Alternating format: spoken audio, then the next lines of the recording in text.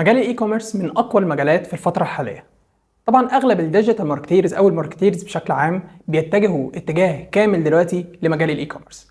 عشان كده احنا بنوفر لك في كرييتيف اكاديمي كورس كامل بنشرح فيه اساسيات الاي كوميرس وازاي ممكن تدخل في المجال ده بكل احترافيه، لان احنا هنتعلم مع بعض الاي كوميرس مايند سيت، التفكير نفسه. يعني فكرة اختيار المنتج، فكرة تسعير المنتج، فكرة اختيار المنتج الكسبان، وتجنب طبعا المنتجات المحروقة.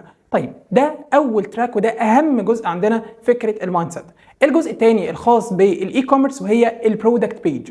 ازاي نعمل مع بعض برودكت بيج كاملة ندرايف العميل ان هو يدخل يطلب اوردر منها، وطبعا ده عن طريق شوية مودلز وشوية تكنيكس هنتعلمها أثناء الكورس بتاعنا إن شاء الله. طيب الجزء الثالث وهي فكره الميديا باينج، ازاي نعمل كامبين بروفيشنال من A to Z على البرودكت بيج دي، وازاي ندرايف العميل ان هو يدخل يطلب اوردر على طول. وطبعا مش هننسى الكونفرجن تراكنج، ازاي نتتبع العملاء دي وازاي نستفاد بالداتا اللي احنا طلعناها من التراكنج ونقدر نشتغل تاني على فكره الريتارجتنج، اعاده الاستهداف، عشان اقدر اطلع اكبر عدد من الاوردرات على البرودكت بيجز بتاعتنا.